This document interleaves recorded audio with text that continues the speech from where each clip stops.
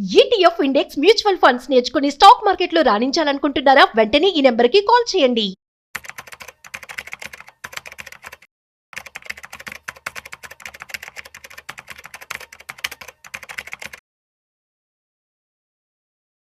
నమస్తే, నేను జీవి సత్యనారాయణ.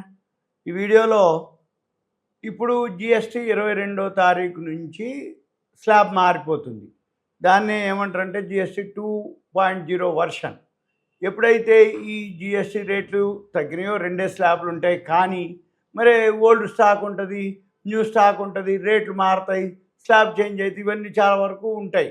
అది కంపెనీ వాళ్ళకు ఉంటుంది, ఇన్వెస్టర్లకు ఉంటుంది. 22వ తారీఖు ఎలా ఉంటుంది అనేది దానిపై కేంద్రం ఒక కీలక నిర్ణయం తీసుకోవడం జరిగింది. ఈ జిఎస్టీ రేట్లపై ఉన్నటువంటి దాని మీద ఇప్పుడు ఈ వీడియో విశ్లేషణ. ఇప్పుడు ఏంటిది అంటే జిఎస్టీ ఏదైతే రేట్లకు సంబంధించినటువంటి ఇప్పుడు కంపెనీలు అనుకోండి, వినియోగదారులు అనుకోండి, వాళ్ళందరికీ ఒక ఊరట ఉంది. అంటే ఏంది, బాగా తగ్గిపోతాయి కదా ధరలు. అంటే ఎప్పుడైతే ట్యాక్స్ తగ్గిపోద్దో ఆటోమేటిక్గా మనం కొనుక్కునే వస్తువుల ధరలు తగ్గిపోతాయి అంతమంది. అయితే మరి అంతకుముందు ఓల్డ్ స్టాక్ ఉంటుంది వాళ్ళ దగ్గర, మరి కంపెనీలు ఉంటారు. ఇప్పుడు మనం కొనుక్కోదలుచుకుంటే మనకి అప్పటి వరకు అంటే 22 వరకు ఆగినాం అనుకోండి, 22 తర్వాత ఆటోమేటిక్గా తక్కువ ధరకు దొరుకుతాయి. ఎంత తక్కువ అంటే ఇక దాన్ని బట్టి మనం కొనుక్కునే స్లాబ్ని బట్టి ఏదైతే ఉందో అంతవరకు, ఎంత మిగిలిన అంటే చాలా వరకు మిగులుతాయి అవి కూడా. అందుకని పాత స్టాక్ ఏదైతే ఉందో దాని మీద ఎంఆర్పి ఏదైతే ఉందో దాన్ని సవరించాల్సిన అవసరం ఏదైతే ఉందో ఇప్పుడు అది అవసరం అనమాట. దానికి అవకాశం వీళ్ళు కల్పించడం జరిగింది. అయితే కొత్త స్టాక్ వచ్చేంత వరకు కూడా మనం వెయిట్ చేయకుండా ఈ పాత స్టాక్ మీదనే లేబుల్స్ చేంజ్ చేయడం కానీ, పాత స్టాక్ అలానే ఉన్నా కానీ జిఎస్టీ చేంజ్ చేసింది కాబట్టి జిఎస్టీ తోటి కానీ దీన్ని వినియోగదారులకి ఇవ్వాలి అనేది ఇప్పుడు కేంద్రం కీలక నిర్ణయం తీసుకోవడం జరిగింది.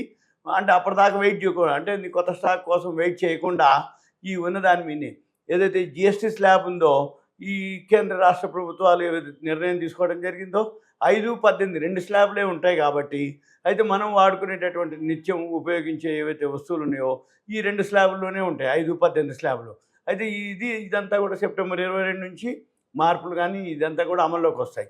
ఎప్పుడైతే ఇంత పెద్ద ఎత్తున మార్పులు వస్తున్నాయో ఈ జిఎస్టీ ఏదైతే నేపథ్యంలో ఈ సవరణలు ఏవైతే ఉన్నాయో అవన్నీ కూడా కలిగేటటువంటి ప్రయోజనం ఏదైతే ఉందో అది వినియోగదారులు చేరడానికి కొంచెం సమయం పడుతుంది అనేది అనమాట.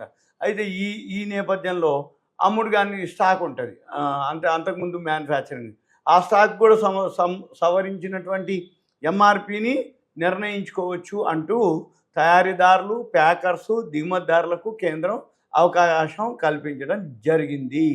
అయితే ఇకపోతే ఏంటిది అంటే సపోజు సవరించినటువంటి ఎంఆర్పి స్టాంపింగ్ అనుకోండి, స్టిక్కర్ కానీ లేకపోతే ఆన్లైన్ ప్రింటింగ్ ద్వారా కానీ మార్చుకోవచ్చని కేంద్ర వినియోగదారుల వ్యవహారాల మంత్రిత్వ శాఖ వీళ్ళకి ఆదేశించడం జరిగింది.